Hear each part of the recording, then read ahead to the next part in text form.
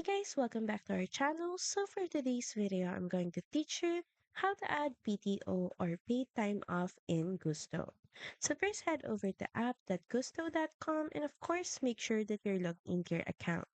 Next at the left panel, click on time and attendance, then click on time off.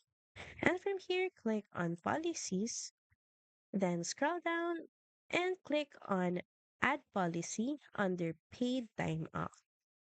Start by adding policy details such as name, description, and if there's a limit to how much employees can take off, then click on Save and Continue.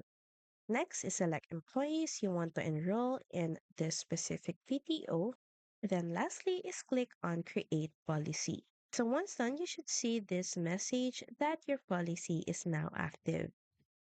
So that's pretty much it. Thank you very much for watching this video and I'll see you again on the next one. Bye.